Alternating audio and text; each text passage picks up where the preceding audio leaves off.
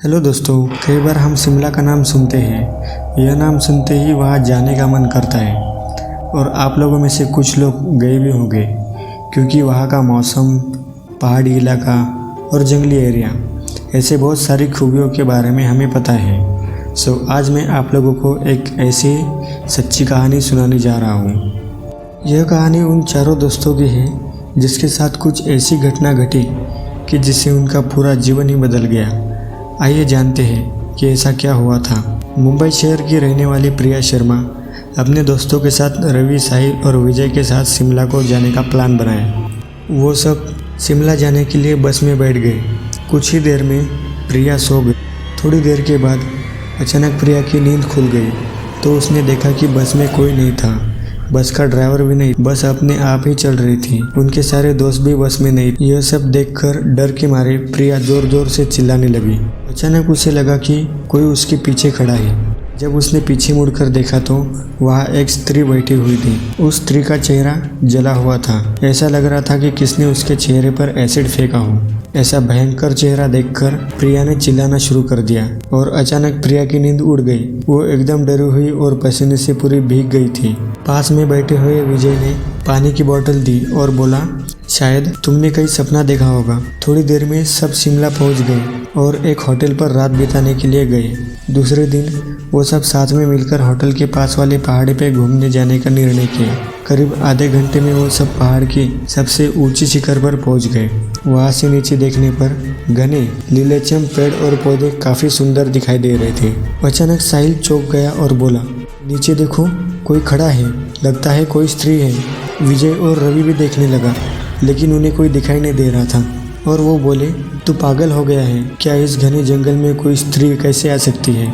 तुम्हें शायद कोई भ्रम हुआ होगा। उसके बाद वह सब खुली जगह पर चले गए। रात होने वाली थी, इसलिए उन सब ने पहाड़ी पर रुकने का निर्णय किया। रुकने के बाद उन सब ने वहाँ पर तंबू लगाया और खाने पीने के लिए सामान बाहर निकाला। प्रिया की बैग तंबू के बाहर थी, इसलिए वो लेने के लिए बाहर गई तो वहाँ पर किसी की आवाज़ सुनाई दी।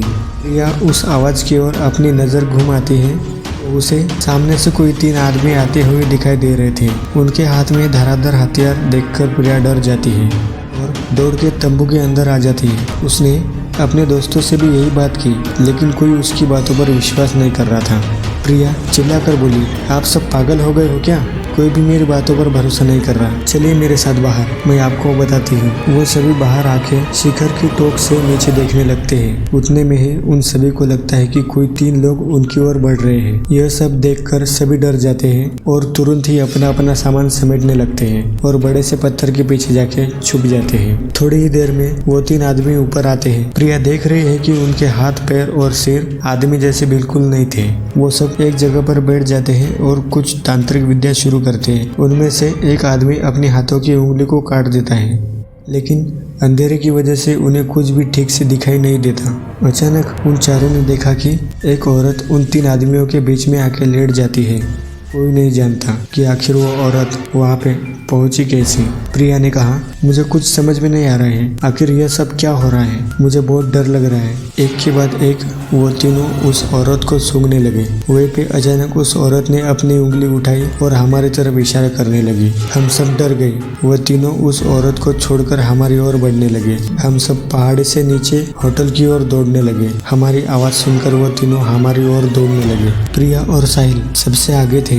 विजय और रवि उनके पीछे दौड़ रहे थे। प्रिया और साहिल होटल तक पहुंच गए, लेकिन रवि और विजय का कोई पता नहीं चल रहा था। हमने होटल वालों से उनके बारे में सभी बातें की। उन लोगों ने कहा कि उस पहाड़ पे कोई नहीं जाता है, वो पहाड़ शापित है। जो भी वहाँ जाता है वो कभी वापस नहीं आता। आपकी किस्मत अच्छी थी कि आप अभी जिंदा है। भगवान का शुक्र है कि आप लोग बच गए। अब आप इधर से जल्दी से चले जाइए। प्रिया और साहिल शिमला से अपने घर की ओर निकल जाते हैं, लेकिन उनके दोस्त रवि और विजय कभी भी लौट के वापस नहीं आए। उन्होंने रवि और विजय को ढूंढने की बहुत कोशिश की, पुलिस कंप्लेंट भी करवाई, लेकिन कोई फर्क नहीं पड़ा।